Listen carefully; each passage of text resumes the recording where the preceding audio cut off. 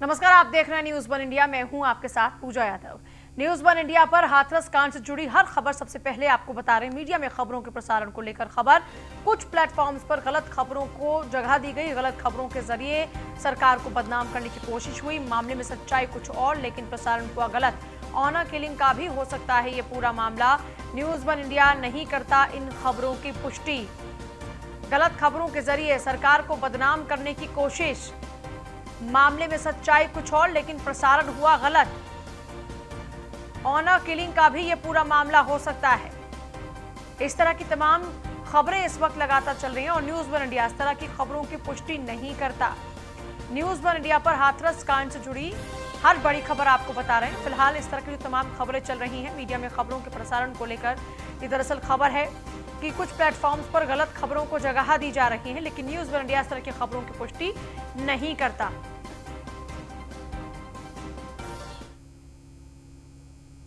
हाथरस कांड के पीछे किस साजिश की बू है?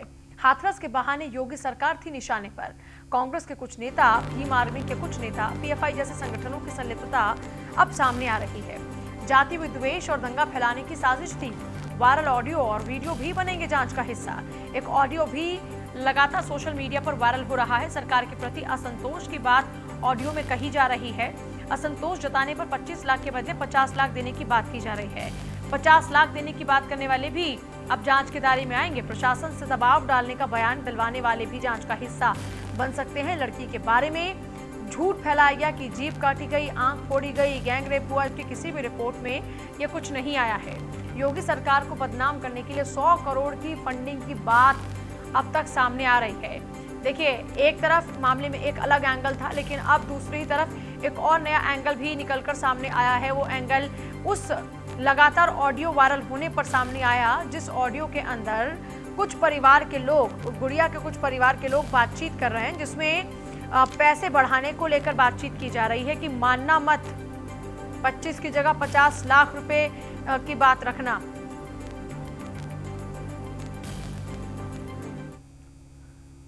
अब इस पूरे मामले को लेकर सवाल कहां उठ रहे हैं? एक तरफा रिपोर्टिंग कर माहौल बनाने वालों पर भी अब उंगली उठ रही है। पीड़ित परिवार के नार्को टेस्ट और सीबीआई जांच से मना करने पर सवाल। बार बार परिवार की ओर से बयान बदलने पर भी सवाल। देखिए, परिवार ने क्योंकि साफ तौर पर कहा कि वो सीबीआई जांच नहीं चाहते, वो नार्को टेस्ट नहीं कराना चाहते। एक तरफा रिपोर्टिंग कर माहौल बनाने वालों पर भी अब उंगलियां उठ रही हैं। पीड़ित परिवार के नार्को टेस्ट और सीबीआई जांच से मना करने पर सवाल उठ रहे हैं। बार बार परिवार की ओर से बयान बदलने पर भी सवाल। मामले में देखिए, सवाल किन किन पहलुओं को लेकर उठ रहे हैं। एक तरफा रिपोर्टिंग कर माहौल बनाने वालों पर भी उंगलियां उठ रही हैं और पीड़ित परिवार के नार्को टेस्ट और सीबीआई जांच से मना करने पर भी सवाल उठ रहे हैं। बार बार परिवार की ओर से बयान बदलने पर भी सवाल उठ रहे हैं।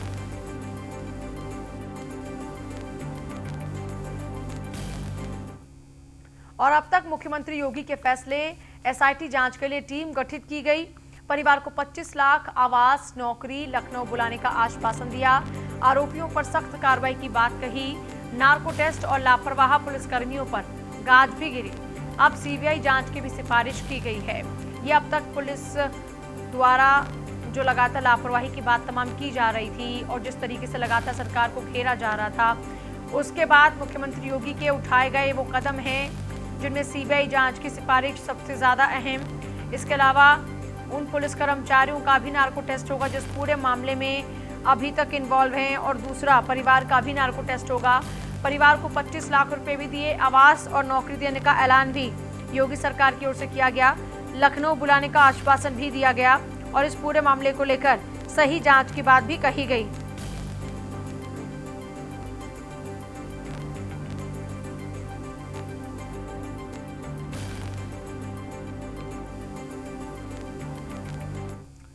और उस बीच बड़ी खबर आ रही है सूत्रों के हवाले से। हाथरस कांड में जांच एजेंसीज को अहम सुराग मिले हैं। योगी सरकार के खिलाफ साजिश के अहम ये सुराग है। हाथरस के बहाने योगी सरकार को बदनाम करने की साजिश। सरकार की सतर्कता से ये पूरी साजिश नाकाम हो गई। उत्तर प्रदेश में जातीय और सांप्रदायिक दंगे भड़काने की साजिश। दंगे भड़काने के लिए लिया गया अफवाहों का सहारा, फर्जी सूचना और सोशल मीडिया का दुरुपयोग किया गया। प्रमाण मिलने पर लखनऊ में मुकदमा दर्ज होगा। साजिश में पीएफआई, एसडीपीआई के अहम सुराग हासिल हुए हैं। सरकार के निशाने पर रहे माफियाओं की मिलीभगत के सुराग भी इसमें पाए गए हैं। साजिश में सीएए के उपद्रव में शामिल रहे संगठनों की भूमिका चंडीगढ़ की घटना की मृतका की तस्वीरें हाथरस की बेटी की बताकर वायरल की गई। यूपी साइबर सेल ने दर्ज के मामले धरपकड़ के लिए टीमें इस वक्त लगी हुई हैं। देखिए, अब इस पूरे मामले को लेकर प्रशासन ने पूरा का पूरा जो इस वक्त अहम योगदान है वो और तरीके से उठा लिया है। जो एजेंसीज हैं वो ये कह रही हैं कि इसके अंदर जो सीएए के दौरान में दंगा फैलाने वाले जो लोग थे, जो संगठन थे, उनके लोग भी इस पूरे घटनाक्रम में शामिल हैं। चंडीगढ़ की घटना की मृतका की तस्वीरें हाथरस की बेटी की बताकर वायरल की गई। यूपी साइबर सेल ने दर्ज किए हैं मामले और धरपकड़ के लिए भी टीम लगातार लगी हुई है। हाथरस कांड में जो जांच एजेंसीज हैं उनके हाथ में कई अहम सुराग लगे हैं और जानकारी सूत्रों के हवाले से है। इसमें देखिए, हाथरस कांड में जांच एजेंसीज को जो अहम सुराग मिले हैं उसके मुताबिक योगी सरकार के खिलाफ में साजिश के ये अहम सुराग इस पूरी की पूरी जांच पड़ताल में पाए गए हैं। हाथरस के बहाने योगी सरकार को बदनाम करने की कोशिश की जा रही थी, साजिश थी ये सरकार की सतर्कता से, लेकिन ये साजिश ऐसे लोगों की नाकाम हो गई और उत्तर प्रदेश में जातीय और सांप्रदायिक दंगे भड़काने की साजिश की जा रही थी। लेकिन इस पूरे मामले पर फुल स्टॉप लगाने के लिए योगी सरकार के उठाए गए कदम कारगर साबित हुए और फर्जी सूचनाएं, सोशल मीडिया का जो दुरुपयोग हुआ है, इसको लेकर भी जो लोग संलिप्त हैं उनके खिलाफ अब कार्रवाई की जाएगी।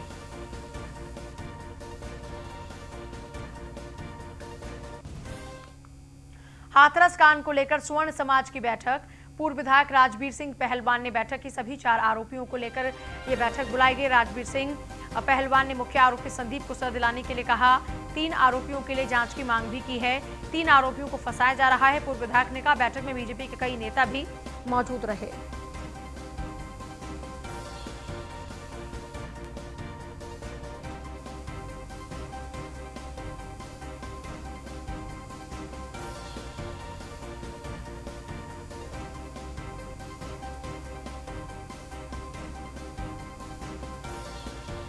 देखिए, इस बैठक में बीजेपी के कई नेता मौजूद रहे हैं इस पूरे मामले को लेकर, क्योंकि 4 अपराधी हैं जिनकी अभी तक धरपकड़ हो चुके हैं, जिनमें से इस बैठक के दौरान में कहा गया कि संदीप के खिलाफ कड़ी से कड़ी कार्रवाई होनी चाहिए, लेकिन जो बाकी के 3 और लोग हैं उनको फंसाया जा रहा है। सभी 4 आरोपियों को लेकर ये बैठक बुलाई गई थी।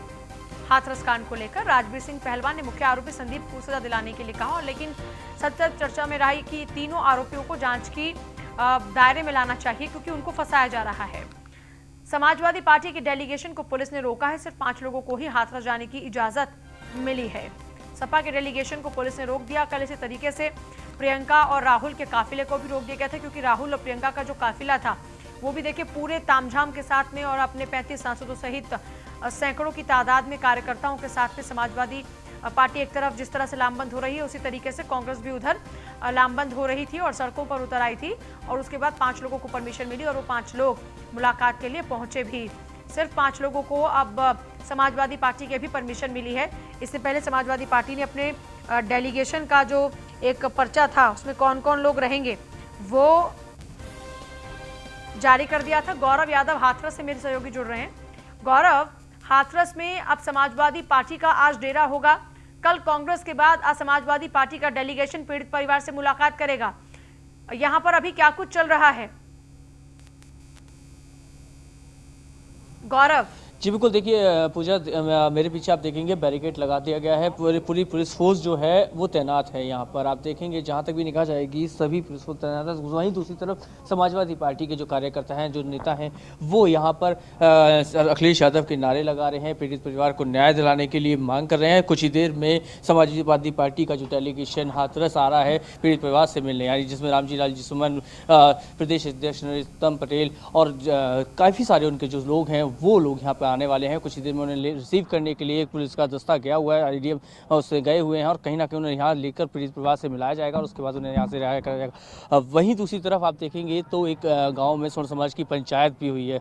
उस पंचायत में स्वर्ण समाज के लोगों ने मुख्य आरोपी को सजा दिलाने और 3 निर्दोषों को बचाने के लिए पंचायत की गई थी। पुलिस की कार्यप्रणाली पर स्वर्ण समाज की तरफ से भी एक सवाल खड़ा किया गया कि आखिर उन 3 आरोपी को जिन्हें आरोपी बना दिया गया है, वो जो निर्दोष हैं, उन्हें आखिर क्यों आरोपी बनाया गया है, क्यों उन्हें जेल भेजा जा रहा है, इस सब को लेकर एक महापंचायत की गई थी। पंचायत में आरोपी को सख्त सजा देने और तीनों को, निर्दोषों को छोड़ने की भी बात रखी गई है। जी गौरव, समाजवादी पार्टी का जो डेलीगेशन है, महापंचायतें भी लगातार तमाम चल रही हैं कि 4 जो बाकी ये जो आरोपी हैं इनमें से 3 को फंसाने की साजिश की जा रही है। समाजवादी पार्टी के डेलीगेशन को लेकर अभी तक क्या कुछ मूवमेंट चल रही है और सिर्फ 5 लोगों को परमिशन मिली है, तो वो कौन कौन से 5 लोग हो सकते हैं? क्या इसको लेकर भी कोई जानकारी अभी ज्यादातर पहुंच रही है आप तक? देखिए, समाजवादी पार्टी का जो डेलीगेशन है वो यहाँ आ चुका है। आप देखेंगे एडीएसपी यहाँ पे जो एएसपी साहब जो यहाँ पर समाजवादी पार्टी के डेलीगेशन को लेने आए थे, रिसीव करने आए थे, वो यहाँ आ चुके हैं। यहाँ से समाजवादी पार्टी का जो डेलीगेशन है, गाड़ियों को उतार दिया गया है और हम आपको दिखाएंगे कि हम लोग उनसे बात करने की कोशिश करेंगे। गाड़ी से एडीएम की गाड़ी को यहाँ पर क्रॉस किया जा रहा है। आप यहाँ से हैं, क्या नाम है सर? अतुल प्रधान है मेरा नाम। यहाँ पर आप आए हैं समाजवादी पार्टी का ये डेलीगेशन, प्रतिनिधिमंडल है, डेलीगेशन में हम लोग कौन हैं। है? अभी धर्मेंद्र यादव जी हैं इस साइड देखिए, और धर्मेंद्र यादव जी हैं और प्रदेश अध्यक्ष जी हैं, हमारे कई लोग हैं। कई लोग हैं। क्या बात है, क्या वजह है आज आप समाजवादी पार्टी को भी इधर करो? वो डेलीगेशन हमारा जा रहा है अंदर। आइए, समाजवादी पार्टी के जो रामजी लाल जी सुमन हैं वो यहाँ पर हैं और आप देखेंगे कि समाजवादी पार्टी की गाड़ी को, डेलीगेशन की गाड़ी को अंदर कराने के लिए पुलिस कोशिश कर रही है। गाड़ी को इस साइड में लिया जाएगा, गाड़ी को साइड में लगाया जाएगा और सबसे आगे बैठे हुए हैं रामजी लाल जी सुमन, जो समाजवादी पार्टी से पूर्व सांसद हैं और काफ़ी बड़े वरिष्ठ नेता भी है। आप देखेंगे गाड़ी में सबसे आगे बैठे हुए हैं रामजी लाल जी सुमन बैठे हुए हैं, उनके साथ धर्मेंद्र यादव जी हैं, नरेशोत्तम हैं, नरेशोत्तम पटेल जी है। तो यानी कि कहीं ना कहीं समाजवादी पार्टी का जो डेलीगेशन है वो यहाँ पर आया है। उनसे बात करने की हम कोशिश करेंगे, यहाँ इनसे बात करेंगे। आइए, आप हम लोग यहाँ पे पहुँच गया है डेलीगेशन से लगातार बात करने की कोशिश करते हैं। गाड़ी को रोक लिया गया है और यहाँ पर इनसे कोशिश करेंगे कि बात हो जाए हमारी, और पीड़ित परिवार से किस तरीके से मुलाकात करेंगे, क्या कुछ पीड़ित परिवार से मांग करेंगे, क्या किस परिवार को सांत्वना देने आए हैं, क्या वजह है, आखिर समाजवादी पार्टी भी इनसे मिलने आई है। सर, मैं गौरव यादव हूँ, न्यूज़ 1 इंडिया टीवी से। आप यहाँ पीड़ित परिवार से मिलने आए हैं, क्या कुछ मांग बताएंगे? उनसे मिलने के बाद ही बात करेंगे। सर, क्या जो पता लगा है अधिकारियों का जो रवैया है उस पर क्या कुछ कहना चाहेंगे? ज़्यादा सार्थक बात उनसे मिलने के बाद ही कह पाएंगे। थोड़ा 5 मिनट का इंतजार करिए, मिलने के बाद फिर प्रेस को ब्रीफ करेंगे। खबर लखनऊ से है। एसीएस होम अवनीश अवस्थी आज बलरामपुर जाएंगे। ADG law and order Prashant Kumar भी साथ जाएंगे बलरामपुर में पीड़ित परिवार वालों से मुलाकात करेंगे दोनों ही अधिकारी। सीएम के निर्देश पर दोनों ही पहुंचेंगे अधिकारी बलरामपुर। अब तक किसी भी दल को बलरामपुर में पीड़ितों की कोई याद नहीं आई। दोपहर 12:30 बजे लखनऊ से बलरामपुर के लिए रवाना हो जाएंगे दोनों ही अधिकारी। देखिए, जिस तरह से हाथरस का पूरा मामला सामने आया था, हाथरस के तुरंत बाद बलरामपुर का पूरा वाकया सामने आया, लेकिन पूरा का पूरा विपक्ष एक तरफ जहां हाथरस में जमघट लगाए खड़ा है, वहीं दूसरी तरफ अगर बात की जाए बलरामपुर की, तो बलरामपुर का कोई जिक्र करता तो है लेकिन वहां कोई नहीं पहुंचा।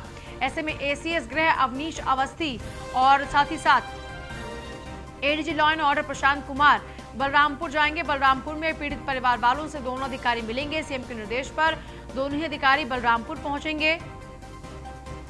अब तक किसी भी दल को बलरामपुर में पीड़ितों की याद नहीं आई है और बलरामपुर पहुंचने का सिलसिला कुछ यूं शुरू नहीं हुआ। दोपहर 12:30 बजे लखनऊ से बलरामपुर के लिए दोनों रवाना होंगे। एसीएस होम अवनीश अवस्थी, क्योंकि देखिए अब 1:15 का वक्त हो चुका है, 12:30 का उनका टाइम था रवाना होने का।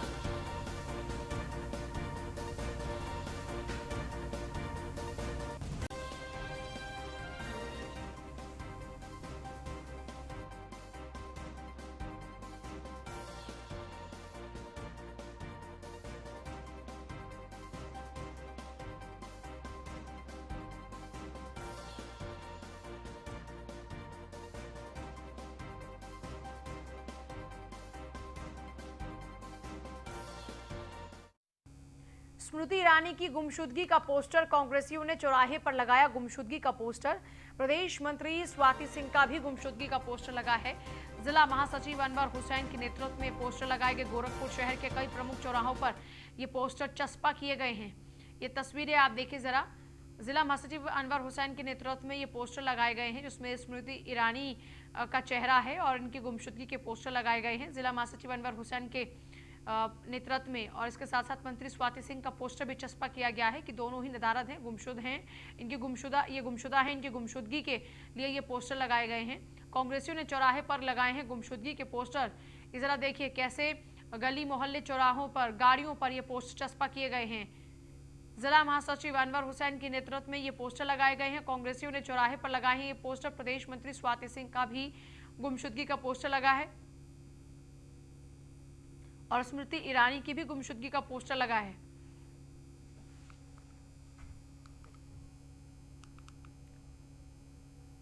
और हाथरस के बाद बाराबंकी पुलिस का कारनामा देखिए। नाबालिग लड़की के शव का अंतिम संस्कार कर दिया। लापता लड़की का शव जंगल से बरामद हुआ। परिजनों ने गुमशुदगी का मुकदमा दर्ज कराया था। लड़की के बहनोई को गिरफ्तार किया गया। आरोपी के खुलासे से पहले पुलिस ने अंतिम संस्कार कर दिया। थानानगर कोतवाली इलाके की घटना है, जहां बाराबंकी के पुलिस अधीक्षक डॉक्टर अरविंद चतुर्वेदी ने बताया कि 23 तारीख को नगर कोतवाली में सूचना आई थी कि 21 तारीख को पढ़ने आई आवास विकास निवासी 16 साल की लड़की स्कूल से बाहर से गायब हो गई। इसकी गुमशुदगी की रिपोर्ट दर्ज हुई। परिजनों द्वारा एक मोबाइल नंबर दिया गया था जिससे लड़की की अंतिम बार बात हुई थी। छानबीन में वो नंबर लड़की के बहनोई लवकुश का निकला और पुलिस ने लवकुश को हिरासत में लेकर पूछताछ की तो उसने बताया कि लड़की को अपने एक परिचित सलमान के साथ मुंबई भेजा गया है। पुलिस लवकुश को लेकर मुंबई गई मगर वहां भी काफी खोजबीन के बाद नहीं मिली। इसके बाद आरोपी ने बताया कि उसने सत्रिक इलाके के चरसार जंगल में उसको हत्या कर फेंक दिया है, लेकिन तब तक पुलिस ने लावारिस हालत में शव को हासिल कर लिया था और उसका अंतिम संस्कार भी कर दिया।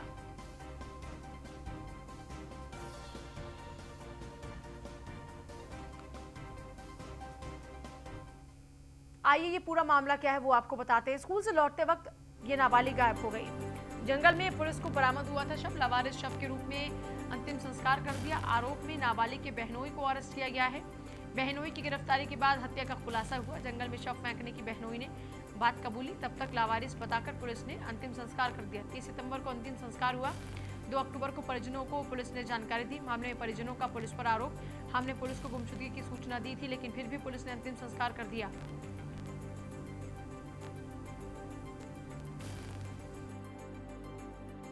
मेरा नाम कुंती देवी है। 21 तारीख को मेरी बहन पढ़ने GGIC कॉलेज गई थी। वहाँ 2 बजे छुट्टी होती है। जब वहाँ से 2 बजे नहीं आई घर तो यहाँ मम्मी मैडम को फ़ोन की कि तनु मतलब कि स्कूल लड़की आई थी। वहाँ पता चला कि लड़की स्कूल पढ़ने नहीं आई। वहाँ कैमरा भी चेक कराया गया, कैमरे में भी नहीं निकली। उसके बाद 2 तारीख को हमें मम्मी मेरी 22 तारीख को थाने में कोतवाली में एक चौकी में एप्लीकेशन डाली कि मेरी लड़की गुम हो गई है, अगर कहीं मिले तो हमें सूचना कर दी जाए। और उसके बाद पुलिस हमें इधर उधर टहलाती रही। उसके बाद 2 तारीख को हमको खबर आई कि 27 तारीख को आपकी लड़की की लाश सत्रिक जंगल में मिली थी। उसके बाद 1 तारीख को जला दी गई। लेकिन कैसे मेरी बहन की लाश ये 1 तारीख को जला दी गई? 4 दिन का गैप था, क्या मुझे बता नहीं सकते थे कि एक बार आके चेक कर लो तुम्हारी बहन की लाश है कि नहीं है? एक बार पूछना तो था। जलाने के बाद पूछते हैं कि आपकी बहन की लाश हमें सत्रिक जंगल में मिली थी। और जलाया आपकी बहन की लाश? मेरी बहन की लाश पुलिस सत्रिक थाने के पुलिस वालों ने जलाई, बिगिर दिखाए। आप बताइए मैं क्या करूं? थाना कोतवाली में 23 सितंबर 2020 को एक 16 वर्षीय लड़की की गुमशुदगी का मुकदमा दर्ज हुआ 363 IPC धारा का, जिसके संबंध में ज्ञात हुआ कि उक्त लड़की 21 सितंबर को स्कूल गई थी और वहां से गायब है। वादी मुकदमा उसका भाई, उसने एक मोबाइल नंबर दिया जिससे अंतिम बार उस लड़की की अपने घर के नंबर से बात हुई थी। उसको विकसित करने पर वो नंबर उसके जीजा का निकला। उसके जीजा से बातचीत करने पर उसने स्वीकार किया कि उसकी लड़की से मुलाकात हुई थी। वो उसको लखनऊ रेलवे स्टेशन ले गया और वहाँ पर सलमान नाम के एक लड़के के साथ उसने बम्बई भेज दिया। इस सूचना को और विकसित करने के लिए उप निरीक्षक विवेचक बम्बई गए और उन्होंने सलमान की तलाश की, लेकिन इस नाम का कोई आदमी बताए हुए एड्रेस पर नहीं मिल सका। वापस आने पर लवकुश से जब दोबारा कड़ाई से पूछताछ हुई तो उसने स्वीकार किया कि उसका प्रेम संबंध अपनी साली से हो गया था और वो बराबर शादी करने पर दबाव बना रही थी और वो लवकुश अपना परिवार तोड़ना नहीं चाहता था। इसलिए 21 तारीख को उसने अपनी साली को स्कूल के बाहर से लिया और अपनी मोटरसाइकिल से वो सत्रिक के एक सुनसान इलाके में ले गया और एक जंगल में उसी के दुपट्टे से उसने उसकी गला दबाकर हत्या कर दी और शव को। तो आपने सुना, ये पूरा मामला बाराबंकी का है, जहां पर जैसा वो लड़की जिक्र कर रही थी कि 21 तारीख का ये पूरा का पूरा वाकया है, जब लड़की अपने स्कूल पढ़ने के लिए गई लेकिन वो वापस नहीं लौटी। जब वापस नहीं लौटी तो मैडम को फ़ोन किया गया। मैडम ने कहा कि वो स्कूल आई नहीं, सीसीटीवी कैमरे तक चेक कराए गए स्कूल के, जिसके बाद परिवार वालों ने यानी उस लड़की की माँ ने शिकायत दर्ज कराई। शिकायत दर्ज कराने के बावजूद भी उनकी बेटी जो कि जंगल में जिसका शव पाया गया था उसको लावारिस शव मानकर जला दिया गया। हाथरस कांड को लेकर पंचायत आरोपियों के पक्ष में। गांव की पंचायत ने 3 लोगों को बताया बेगुनाह, सिर्फ संदीप नाम के युवक को दोषी माना है। 4 आरोपियों को किया गया है गिरफ्तार। देखिए, हाथरस कांड में महापंचायत भी आज हुई है और ये महापंचायत उन 3 लोगों को बचाने के लिए है जो संदीप के अलावा हाथरस कांड में अब तक गिरफ्तार हुए हैं।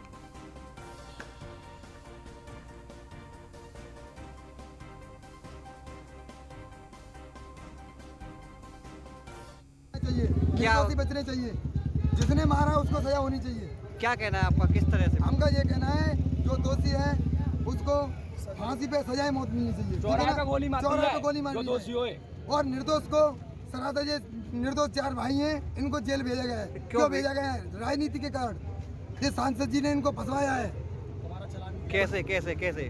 सर, इससे पहले उसकी माँ बोल रही है कि खाली एक बंदा संदीप, और फिर बाद में 14 तारीख को एक बंदा बोल रही है, फिर हॉस्पिटल में जाके एक बंदा बता रहे हैं, और फिर उसके बाद सांसद जी आते हैं, उसमें 4 बंदे हो जाते हैं तुरंत ही। ऐसा सच्चाई जो है वो सामने आनी चाहिए, उजागर होनी चाहिए।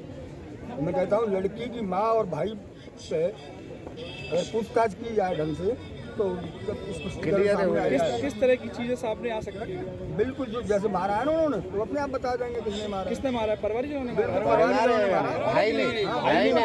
बिल्कुल। किस तरह से आप क्या कहना चाह रहे हैं, जरा स्पष्ट होकर बताइए, क्या कहना चाह रहे हैं? मेरे जैसे उन्होंने आक्षेप लगाया है इन बच्चों पे, दोस्त पानी पिला रहे हैं और उल्टा ही उन पे दोषारोपण रोप रहे हैं वो। तो पुलिस की जांच इसमें सही नहीं हुई है। पुलिस बिल्कुल सही कर रही है अपनी जो नेता लोग हैं, और अब आप मीडिया प्रभारी है, जैसा भी उछाल रहे वो तो आप एक बुलोड़ी का जो मसला था उसमें जो निर्दोषों को फंसाया गया,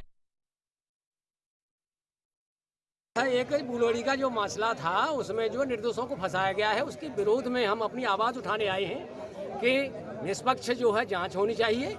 हम निष्पक्ष जांच चाहते हैं। हमारा बार बार यही कहना है कि दोषी कोई बचे नहीं और निर्दोष कोई फंसे नहीं। कैसे, किस तरह से कह रहे हैं? है क्या मामला, क्या है पूरा मामला? यह है कि बच्चे निर्दोष हैं। किस तरह से कह रहे हैं निर्दोष हैं? मामूली से लड़ाई थी जिसे दूसरी धाराओं में कन्वर्ट किया जा रहा है। शुरू की एफआईआर में कुछ और है, बाद में कुछ और किया जा रहा है। राजनीतिक प्रेशर बनाया जा रहा है। सारी पार्टियां प्रेशर बनाने पर लगी हुई हैं और जो लोअर कास्ट संगठन है वह सब इस बात पर आमादा हैं कि इन सवर्ण समाज को इस तरीके से झूठा केसों में फंसाया जाए और मुआवजा लिया जाए पूरा का पूरा। फिलहाल ले रहे हैं आपसे इजाजत। नमस्कार।